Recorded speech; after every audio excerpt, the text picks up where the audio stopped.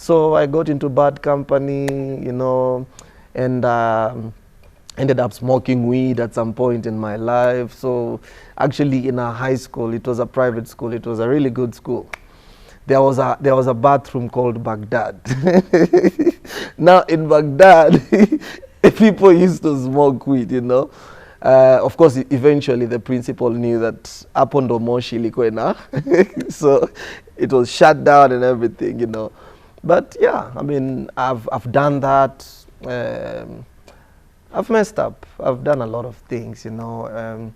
But I thank God that I'm not the way I used to be. So I started doing drugs when I was in high school, and it was all out of peer pressure. Nobody knew, I'm telling you, even people in church. I mean, the way I used to smoke weed and still go to church, you know, raise up my hands and dance in church, because we had a dancing group that was called Airs on Flame. We used to travel with our dad, my dad, you know, to Tanzania, East Africa, you know. Yeah, but I used to do drugs. I used to have a group of bad guys that we used to meet, you know, smoke weed, listen to dirty music, you know, do dirty stuff, you know, and all that, you know.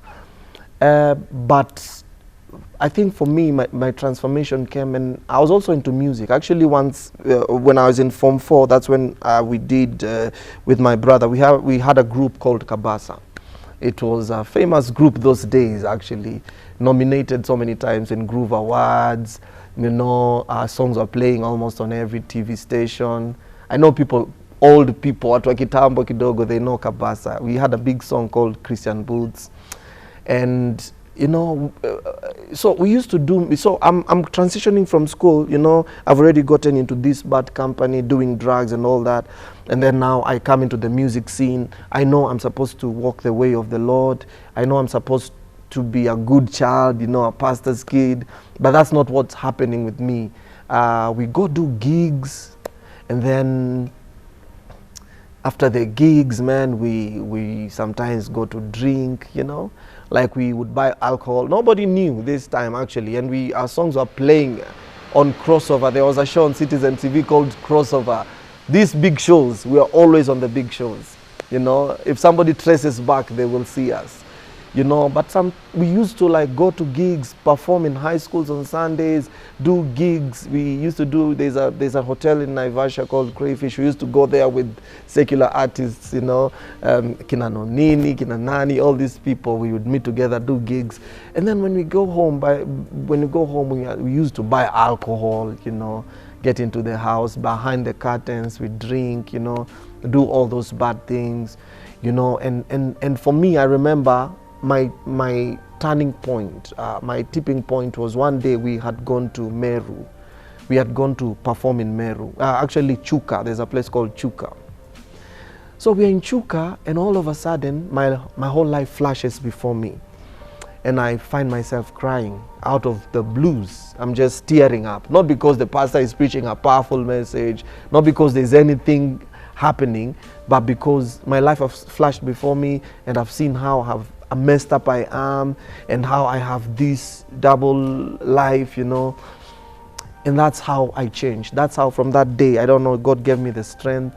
So me, I didn't get saved because my dad is a pastor. No, I got saved because for me, I kind of felt like it was the time for me. I think God had all, because the Bible says, I know the plans I have for you. Before you're formed in your mother's womb, I knew you and ordained you, you know. The Bible also talks about Jesus Christ, who was crucified before the foundations of the earth. It talks about how he chose us even before the foundations of the earth. So I kind of feel like that was my moment, like my divine moment to receive Jesus Christ. And I changed. I went mute. The people I went with didn't understand what's going on with me. But I had said, I'll shut my mouth, because we always, you know, perform and also use curse words behind the scenes. So I had a moment of reflection. It took around 1 week.